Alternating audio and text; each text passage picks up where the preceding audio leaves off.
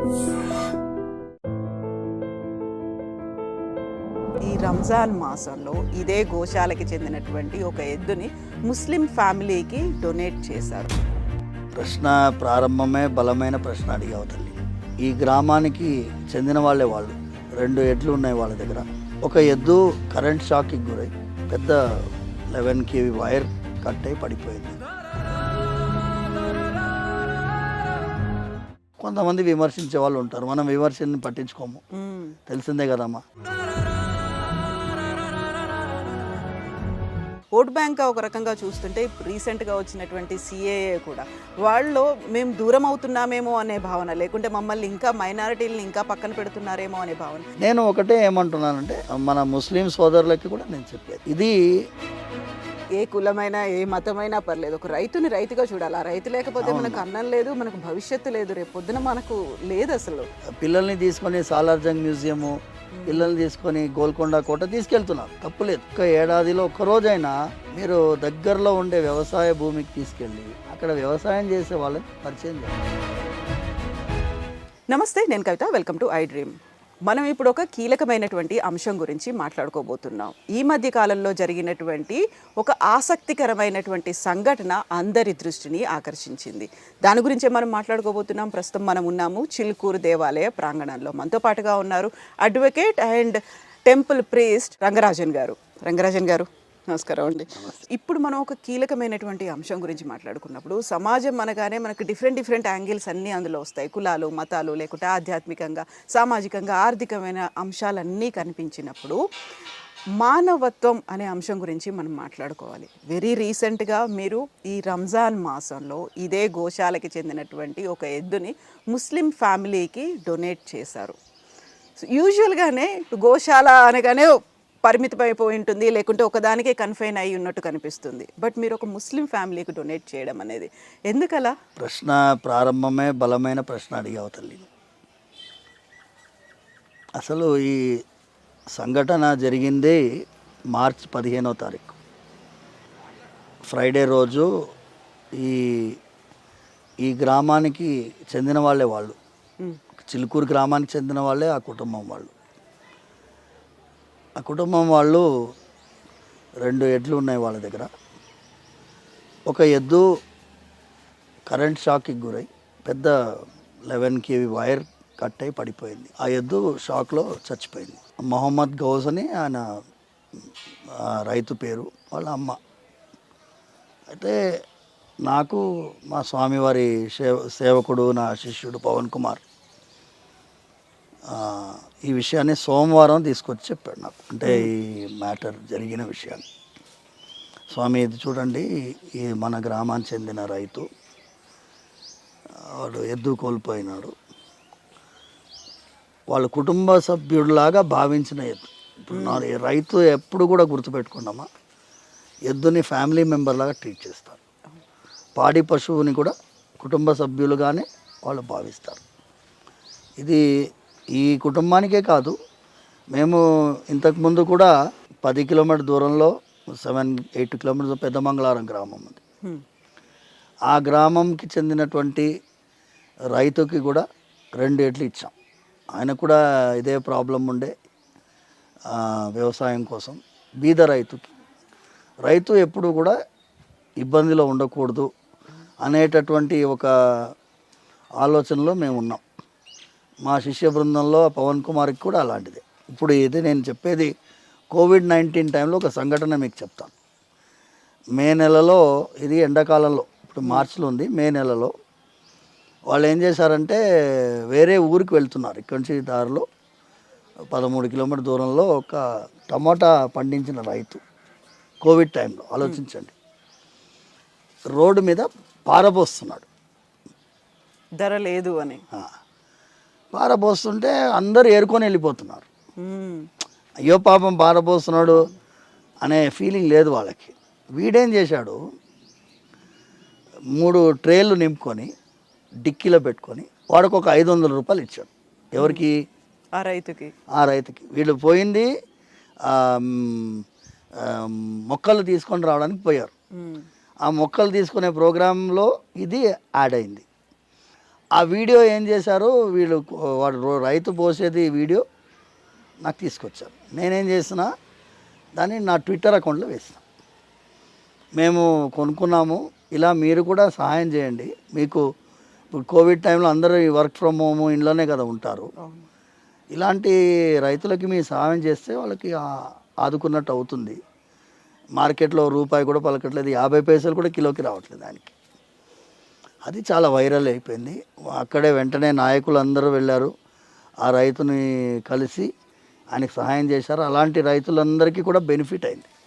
So మా ప్రయత్నం ఏంటి అంటే ఏదైనా ఒక కార్యక్రమం జరిగితే దానివల్ల ఒక 10 మంది స్పందిస్తే మంచి జరుగుతుందేమో అనే ఒక ఆలోచనలో మేము వ్యవహారం నడుస్తుంది. ఈ రైతు విషయానికి వస్తే మన గ్రామానికి చెందినవారు, ఆయన ముస్లిమా, ఆయన బ్యాక్గ్రౌండ్ ఏంటో నేను ఆలోచించలేదు. మహమ్మద్ గౌస్ ఆయన పేరు, ఎద్దు వ్యవసాయం చేస్తున్నాడు. ఆ ఎద్దు మన దగ్గర పుట్టి పెరిగిన, గోశాలలో పుట్టి పెరిగిన ఎద్దు మంచి యుక్త వయసుకు వచ్చింది. అది కొంచెం 2-3 నెలలు ట్రైనింగ్ ఇస్తే అది తయారైపోతుంది. సరేనాయా అని ఫోన్ చేసి మరి పిలిచాం. పిలిచి ఇచ్చినప్పుడు అట్లా మీడియా వాళ్ళు కూడా వచ్చారు. నేను వాళ్ళకి ఇదే సందేశం చెప్పాను అన్నమాట. చెప్తే అది చాలామంది దాన్ని అప్రిషియేట్ చేశారు. కొంతమంది విమర్శించే వాళ్ళు ఉంటారు, మనం విమర్శని పట్టించుకోము, తెలిసిందే కదమ్మా.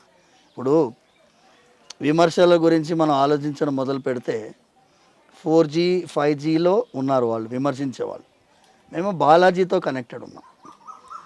భగవంతుడికి నాకు ఉండేటటువంటి సంబంధం ఏంటంటే సమాజాన్ని గురించి ఆలోచిస్తే, లోకహితం గురించి ఆలోచిస్తే, అందరి శ్రేయస్సు గురించి ఆలోచిస్తే అది భగవంతుడి యొక్క గుణంగా భావిస్తారు. భగవంతుడి గుణం ఏంటి? అందరికీ మంచి జరగాలి. ఆయన బ్యాక్గ్రౌండ్ అవసరం లేదు. ఇప్పుడు ఆకలి ముస్లింకి కూడా అదే ఆకలి, క్రైస్తవుడికి కూడా అదే ఆకలి. ఇప్పుడు ఈయన ముస్లిం కాబట్టి నేను సాయం చేయనని నేను చెప్పలేను కదమ్మా. పరోపకారాయ ఇదం శరీరం, ఇతరులకు ఉపకారం చేయడానికి ఉన్నది. కానీ వాళ్ళు కళ్ళల్లో నీళ్లు పెట్టుకున్నారు. ఆ తల్లి, మేము ఎక్స్పెక్టే చేయలేదు, మేము ఫోన్ చేయలేదు, మిమ్మల్ని అడగలేదు, మీరు ఇలా దేవుళ్ళలాగా మాకు ఇస్తున్నారు అని ఆవిడ కళ్ళల్లో నీళ్లు పెట్టుకొని చెప్పి వెళ్ళింది. ఆ ఎద్దు తీసుకొని వెళ్తున్నప్పుడు నేను చెప్పాను, అదిగో చూడు బాబు, మా దగ్గర పుట్టి పెరిగిన ఎద్దు, చాలా జాగ్రత్తగా దీన్ని నీ అమ్మాయిరా బచ్చే చేసా దేఖలేతో అన్నాడు. అన్నాడు. అంతకంటే ఏం కావాలమ్మా? నిజమే కదా. ఇప్పుడు మనకి రైతుకి కానీ, అన్నం పెట్టే అన్నదాతకి కానీ, అమ్మకి కానీ ఒక ప్రత్యామ్నాయం లేదు అనుకుంటాం. రైతు లేకపోతే రాజ్యం లేదు, రైతు ఏడ్చిన రాజ్యం కూడా మనకి కళ్ళ ముందు కూడా ఊహించుకోలేము. అలాంటి పరిస్థితుల్లో మీరు పిలిచి ఇవ్వడం అనేది యూజువల్గానే నేను ఇంతకుముందు చెప్పినట్టుగా గోశాల అనగానే ఒక పర్టికులర్గా అది ఫిక్స్ అయిపోయి ఉంటుంది. ఇక్కడ గోవులకి పూజ చేస్తారు, లేకపోతే గోవులు అనగానే మనకి ఒక హిందూ మతానికి సంబంధించినవి ఇలాంటివి ఉంటాయి కదా. సో పిలిచి ఇవ్వడం అనేది మీరు చెప్పినట్టుగా విమర్శలు ఇవన్నీ ఉంటాయి, అవన్నీ ఉంటాయి, కానీ ఒక చిన్న అడుగు ఒక ముందు వేయడం అనేది, సో దీన్ని మానవత్వం అంటారా లేకుంటే మీరు స్పందించడం అంటారా, ఎలా చూస్తుంటారు దీన్ని? ఇది నేనే కాదమ్మా, చాలామంది గోశాలకు చెందిన వాళ్ళు పాప రైతులకు ఇస్తున్నారు. గో ఆధారిత వ్యవసాయాన్ని ప్రోత్సహించాలని మేమందరం కూడా ఎప్పుడైనా గోశాల నడిపించే వాళ్ళము అందరం మాట్లాడుకుంటాం. ఎందుకంటే అన్ని కెమికల్తో వ్యవసాయం చేసేవాళ్ళు ఇప్పుడంతా రసాయనాలతో వ్యవసాయం చేసి ఆరోగ్యానికి భయంకరమైన హాని చేసేటటువంటి పరిస్థితిలో ఉంది. అలాంటిది ఎద్దుతో దున్ని వ్యవసాయం చేయడం అనేది ఒక గొప్ప కార్యక్రమం వాళ్ళది. సో ఆ సహాయం చేయడానికి మేము వెనకాడలేదు. ఇప్పుడు మీరు చూసినట్లు అడిగినట్లు మెయిన్ పాయింట్ ఏంటంటే అమ్మా, వెంటనే స్పందించాం. ఇది 15వ తారీఖు అయింది, మేము ఇచ్చింది జస్ట్ ట్యూస్డే, ఇక్కడ 5 రోజులు కూడా కాలేదు. రైతు పట్ల అలాగే అందరూ సమాజంలో ఆలోచించాలమ్మా. ఇప్పుడు రైతు ఆత్మత్యాగం చేసుకుంటున్నాడు అంటే సమాజం పట్టించుకోవట్లేదు కాబట్టి ఆత్మత్యాగం చేసుకుంటున్నాం. మేము ఎన్నో సందర్భాల్లో చెప్పామమ్మా. ఇప్పుడు రాజకీయానికి వెళ్తే ఎంఎస్పి అంటారు, అదంటారు, ఇదంటారు. Implementation most difficult. MSP implement ఎవరు చేయాలి? దానికి అది కూడా అదే పోలీస్ సెటప్పే కదా. ఎంఎస్పి ఇవ్వకపోతే ఏం చేయాలి? పోలీస్ వాడు రావాలి, కోర్టు వెళ్ళాలి, ఇవన్నీ వస్తాయి. కానీ సమాజము రిలయన్స్ మా మార్కెట్కి వెళ్ళింది అనుకోండి, అక్కడ బార్గెనింగ్ చేస్తుందా? అవును, వాళ్ళు ఎంత ఫిక్స్ చేస్తే అక్కడ ఎంత ఫిక్స్ చేస్తే మీరు క్యూఆర్ కోడ్ కొడతారు, కొట్టేస్తారు. అదే బండి మీద నూక్కుంటూ వచ్చి అమ్మేవాడు ఉంటాడు కదమ్మా, వాడి దగ్గర 5 రూపాయలకి కిలో అన్నాడు అనుకో, 3 రూపాయలకి ఇస్తావా? General tendency. సో ఈ యాటిట్యూడ్ అనేది మనం కనీసం కొంతమందిలైనా మారాలని నా ప్రార్థన మీ ద్వారా. అందరూ మారితే మంచిది, కానీ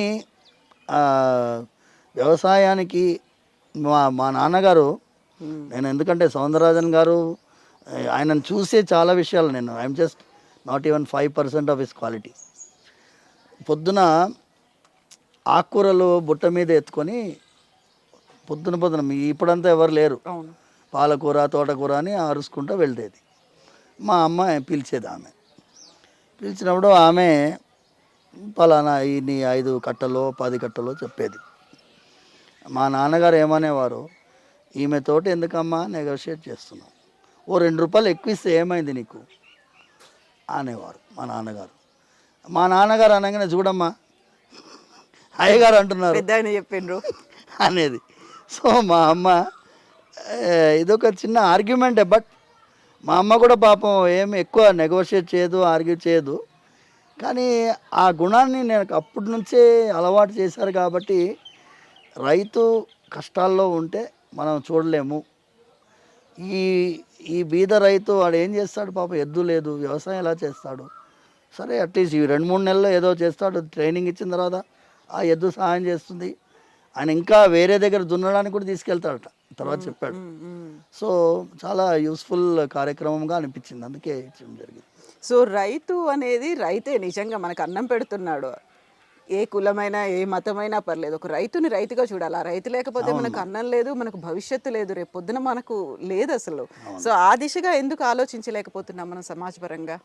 అదే చెప్తున్నానమ్మా, సమాజంలో రైతు గొప్పతనమే మనం చెప్పలేకపోతున్నాం. ఇప్పుడు చిన్న అంశమ్మా, పిల్లలు ఎంతమంది పొలంలో ఎలా పంట పండుతుందో చెప్పగలరు చెప్పండి?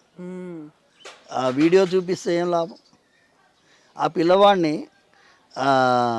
వ్యవసాయం జరిగే దగ్గర ఒక బస్సులో తీసుకెళ్ళి అందరినీ షూస్ ఇప్పేసి ఆ నేలలో ఒకసారి నడిపించాలి.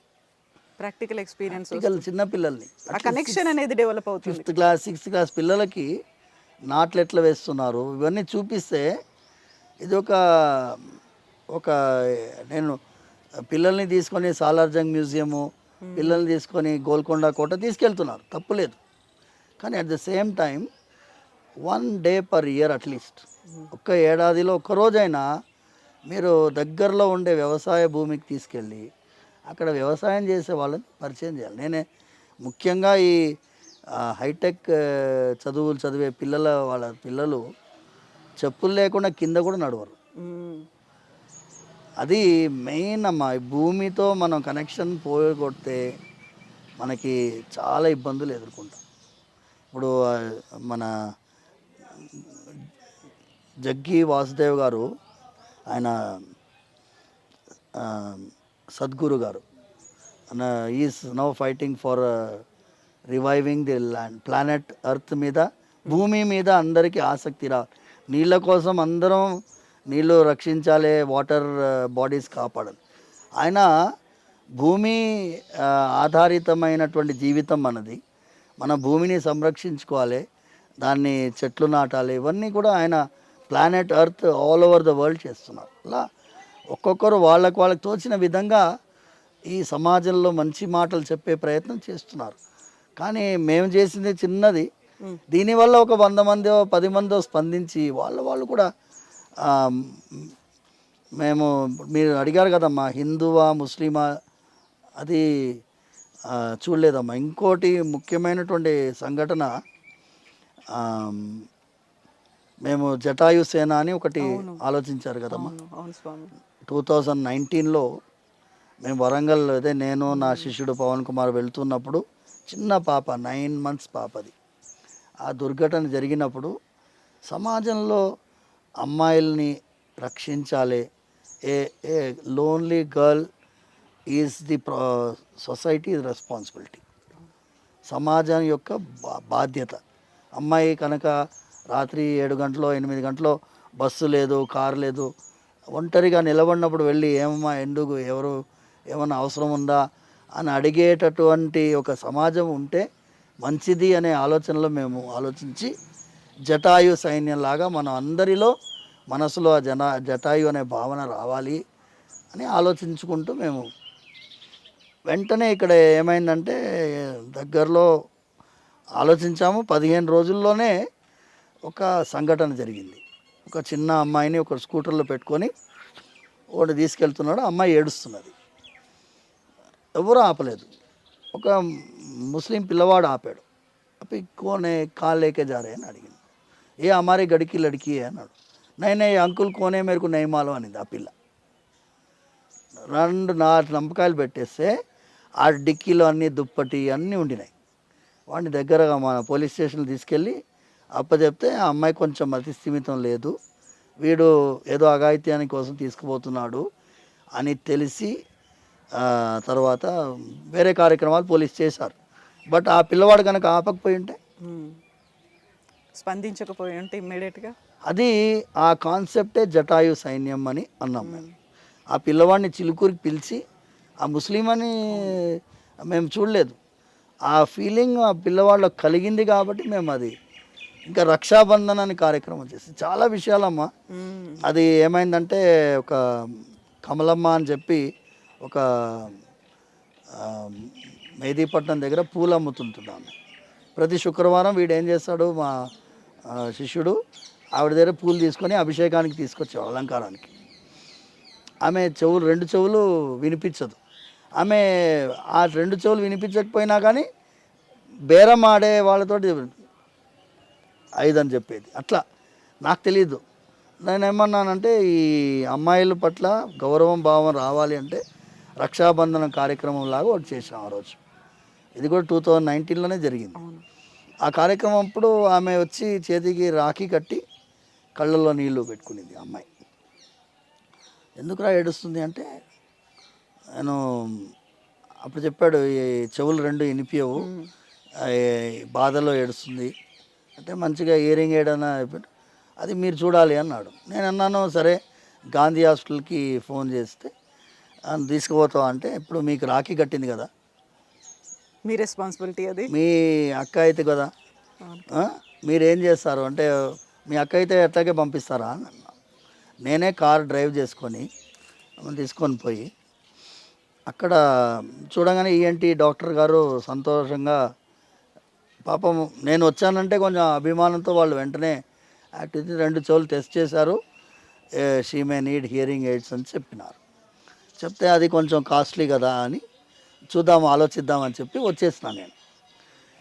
అయితే అది పేపర్లో వచ్చింది, ఎవరో న్యూస్ పేపర్ వాడు ఎందుకు వచ్చారని అనుకున్నాడు, డెక్కన్ రానికల్లో వచ్చింది, టైమ్స్ ఆఫ్ ఇండియాలో కూడా వచ్చింది. అయితే హెల్పింగ్ హ్యాండ్ ఫౌండేషన్ అని చెప్పి ఒక ఫౌండేషన్ ఉంది, రన్ బై ముస్లిం ఎన్జిఓ. చూడండి, అంటే పేరు వాళ్ళదేమో helping hand, run by a Muslim NGO. వాళ్ళు వెంటనే ఈఎన్టీ డాక్టర్ కాంటాక్ట్ చేశారు. కాంటాక్ట్ చేసి ఇట్లా మేము న్యూస్ పేపర్లో చదివాము, చిలుకూరు అర్చక స్వామి వచ్చారు, ఆవిడకి we will sponsor the hearing aid అన్నారు. అంటే ఆ ఈఎన్టీ డాక్టర్ మమ్మల్ని కాంటాక్ట్ చేశారు. So through them we came to know, and helping hand foundation తోటి రిలేషన్షిప్ ఏర్పడింది. సపోజ్ వీడు కనుక మనం పోవాలని చెప్పకపోయి ఉంటే నేను వెళ్ళేవాడిని కాదు, ఆ వెళ్ళకపోయి ఉంటే ఆ అమ్మాయికి ఇయరింగ్ ఎయిడ్ వచ్చేది కాదు. సో ఇదంతా భగవంతుడు కొంతమంది ద్వారా మన ద్వారా చేయించుకుంటాడు. ఆ హెల్పింగ్ హ్యాండ్ ఫౌండేషన్ తోటి ఇప్పుడు చాలా దగ్గరగా మేము యాక్టివిటీస్ చేస్తున్నాం. ఒక మస్జిద్లో వాళ్ళు క్లినిక్ నడిపిస్తున్నారు, ఆ మస్జిద్ క్లినిక్కి కూడా నన్ను పిలిచారు యాన్యువల్ సెలబ్రేషన్కి. నేను వెళ్ళాను. నేను చెప్పాను, ఎదుగా నేను మస్జిద్ లోపలంతా రాలేనబ్బా, ఈ కుల్లా అంతా పెట్టుకోలేను. లేదు స్వామి, మీ ఫీలింగ్స్ మేము గౌరవిస్తాము. మస్జిద్ పక్కన క్లినిక్ అది. It is in the complex, but it is not inside the mask. పక్కన వెళ్ళాము. ఆ రోజు ఏమైందంటే మరుసటి రోజు అయోధ్య జడ్జిమెంట్ రాబోతుంది. నేను టెన్స్డ్ అట్మాస్ఫియర్ ఉంది. టెన్స్ అట్మాస్ఫియర్లో నేను ఆ రోజు క్లినిక్లో ఉన్నాను. ఇప్పుడు వాళ్ళు మైక్ పట్టుకొని అందరూ మీడియా వాళ్ళు ఏం ప్రశ్నలు అడుగుతారు? నన్ను అయోధ్య జడ్జిమెంట్ గురించి అడిగారు. చూడయ్యా, నేను అన్నాను, మనం రాముల వారి గురించి మాట్లాడాం లాస్ట్ టైం, గుర్తుంది కదమ్మా. నేను అన్నాను, మనం దక్షిణ అయోధ్యకి దగ్గరలో ఉన్నాము. ఏ జడ్జిమెంట్ వచ్చినా ఏమీ కాదు. ఈ ప్రాంతంలో ఏ అల్లర్లు జరగవు. ఇక్కడ మానవత్వానికి మనం విలువ ఇవ్వాలి. అందుకోసం నేను ఇక్కడ వచ్చాను. అండ్ మనం పైన ఉన్నవారు ఎలా ఉంటారో నీకు తెలియదు, నాకు తెలియదు. కానీ ఇతరులకి సహాయం చేయడం వల్ల ఆ పైన ఉన్నవాడిని నీలో చూస్తారు, సహాయం పొందినవాడు. మరి దేవుళ్ళ వచ్చి సహాయం చేసావయ్యా అని అంటారు వాళ్ళు. సో అవన్నీ చెప్పానమ్మా. అదే ఫ్రంట్ పేజ్ న్యూస్ ఐటమ్ లాగా అయిపోయింది. టుమారో నథింగ్ విల్ హ్యాపెన్ అని. బికాస్ మనం ఆ నమ్మకం, భగవంతుడి పట్ల విశ్వాసం ఉండి సమాజానికి మంచి చేయాలనే తపన ఉంటే మీ ద్వారా చాలా పనులు స్వామి చేయించుకుంటాడు. ఎన్నో కార్యక్రమాలు చేశాము. ఇప్పుడు ఐ డ్రీమ్లో మీరు మొత్తం అయిపోతుంది, నిండిపోతుంది అని చెప్పుకుంటూ పోతే. బట్ ప్రతి శుక్రవారం అన్నదానం స్టార్ట్ చేసాం లాస్ట్ ఇయర్ మే నుంచి. అండ్ శుక్రవారం అన్నదానం చేస్తున్నాము చిలుకూరులో. మనము అనాథ శరణాలయాలకి మనం ఎంతో సహాయం చేసాం. కోవిడ్ టైంలో అయితే చూశారు కదమ్మా, మేము మైగ్రెంట్ లేబర్స్ దగ్గర ఇక్కడ వండుకొని పోయి అక్కడ ఇచ్చాం వాళ్ళకి. సో ఇవన్నీ కూడా మనం చేసే కార్యక్రమాల్లో భాగం.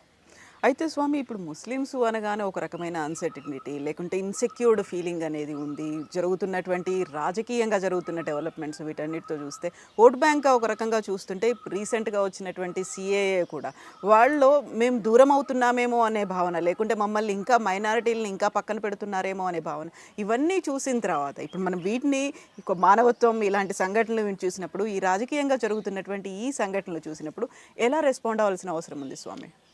నేను ఒకటేనమ్మా నేను ప్రార్థించేది, రాజకీయ నాయకులకి మీ ద్వారా నేను ప్రార్థించేది, ఆ సిఏఏ చట్టం ఉంది చూడండి అమ్మా, అది it was a promised legislation. ఇప్పటిది కాదు ఇది.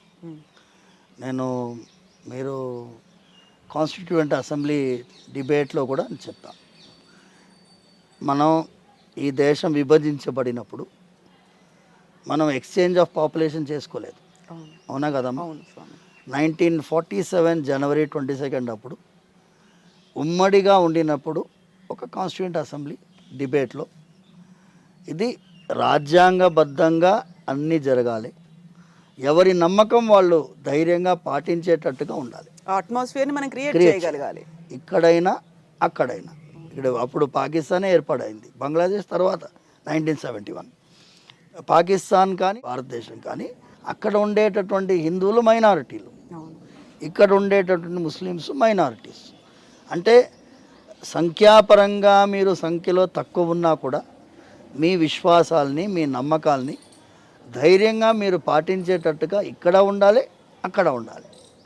వాళ్ళేమో దాన్ని మర్చిపోయినారు, మనం దాన్ని కాపాడుకుంటూ వచ్చాం. ఈ దేశంలో మనం ఏ విధమైనటువంటి వాళ్ళ నమ్మకాలకి హాని కలిగించడమే లేదు. చూడండి, వాళ్ళ విశ్వాసాలకి హాని కలిగించడం లేదు. కొన్ని విషయాలు చూస్తే మెజారిటీ రిలీజియన్కే కొన్నిసార్లు ఇబ్బందిగా ఉంది. దేవాలయాలకి అంత స్వయం ప్రతిపత్తి లేదు, కానీ మస్జిద్లకి స్వయం ప్రతిపత్తి ఉంది, క్రైస్తవుల చర్చిలకి స్వయం ప్రతిపత్తి ఉంది.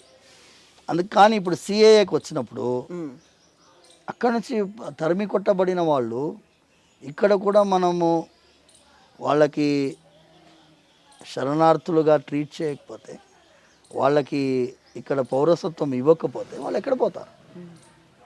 ఎక్కడ వెళ్తారు వాళ్ళు? మళ్ళీ అయితే వాళ్ళు వెళ్ళలేరు అక్కడికి. అవును, ఇక్కడ పౌరసత్వం ఇది ఇవాళది కాదు, మాది 1947లోనే సర్దార్ పటేల్ గారు, జవహర్లాల్ నెహ్రూ గారు, మహాత్మా గాంధీ గారు వీరందరూ చేసిన వాగ్దానాన్ని ఇప్పుడు మనం చాలా లేట్ అయింది. నేను ఒకటే ఏమంటున్నానంటే మన ముస్లిం సోదరులకి కూడా నేను చెప్పేది,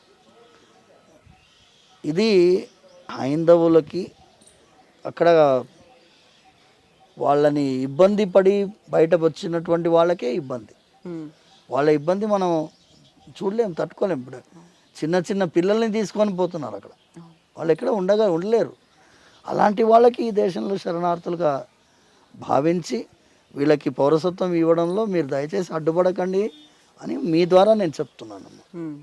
అయితే స్వామి, ఇక్కడ ఉన్నటువంటి మనం రాజ్యాంగం కల్పించినటువంటి హక్కులు కావచ్చు, రక్షణ చట్టాలు, ఇవన్నీ ఎన్ని ఉన్నప్పటికీ కూడా ఒక ఇన్సెక్యూరిటీ అనేది ఉంది. కాబట్టి వాళ్ళు అది దూరం చేయాల్సినటువంటి బాధ్యత ప్రభుత్వాందా, లేకుంటే మన చుట్టూ ఉన్నటువంటి సమాజం మనతోనే ఉందంటారా స్వామి? నేనేమన్నానమ్మా, ఇప్పుడు అందరం కలిసి దిస్ ఏ సోషల్ రెస్పాన్సిబిలిటీ.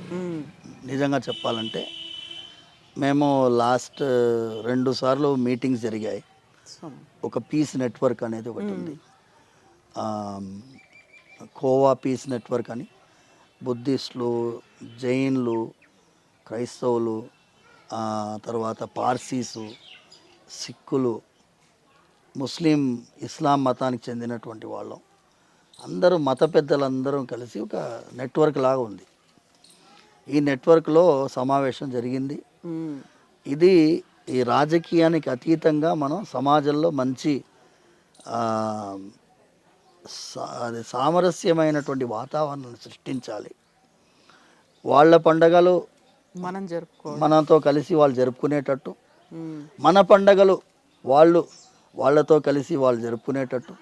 ఇప్పుడు దీపావళి పండగ వాళ్ళు వచ్చి మనతో ముందంతా జరుపుకునేవాళ్ళు. ఇప్పుడు అందరికంటే బెస్ట్ ఉదాహరణ ఏంటి తెలుసా అమ్మా, మీరు ఆర్మీ. ఈ దేశం సైన్యం మీరు వెళ్ళి చూస్తే వాళ్ళు క్రిస్మస్ కూడా అంతే గ్రేట్గా సెలబ్రేట్ చేస్తారు. ముస్లిమ్స్ వాళ్ళది రంజాన్ కూడా అంతే సమానంగా జరుపుకుంటారు. దివాళీ పండగ కూడా అలాగే జరుపుకుంటారు. అది ముస్లిమ్స్ జరుపుకునేటట్టుగా, క్రైస్తవులు జరుపుకునేటట్టుగా అని భావించకుండా ఇది దేశం పండగ. It's a festival of humanity, festival of religion. ఏ మతమైనా కూడా అమ్మ ప్రారంభం ఏర్పడినప్పుడు ఈ ద్వేషాలు లేవు. ఎప్పుడు ప్రారంభించబడిందో ఈ ద్వేషాలు లేవు. కానీ మనిషి అనేటటువంటి వారు తప్పకుండా విద్వేషాన్ని సృష్టించే ప్రయత్నం చేస్తారు ఎక్కడైనా సరే. సొంత అన్నదమ్ములే కొట్టుకునేటటువంటి మనం రామాయణంలో చూసాం, మహాభారతంలో చూసాం. ఇక్కడ కూడా మనం సొంత అన్నదమ్ములమే కదా, ఇదే భారతదేశంలో పుట్టినటువంటి వాళ్ళు. ఆ దేశం నుంచి ఈ దేశం పైన దండయాత్రలు జరిగే ప్రయత్నం జరిగాయి. సో నేనేమంటున్నానంటే ద పాపులేషన్, సమాజము దీనికి స్పందించాలి.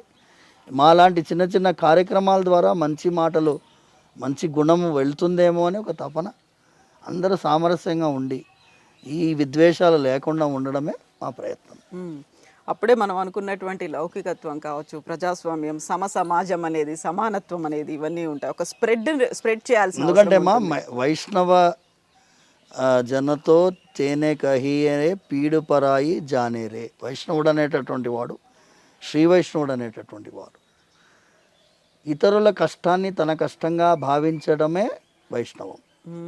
అదే మా గురువుగారు అనేవారు, ఆఫ్రికా వెళ్తావు, ఆఫ్రికాలో ఆయన ఏ మతం వాడో తెలియదు, కానీ నీ దుఃఖానికి వాడు స్పందించాడు, వాడు వైష్ణవుడు.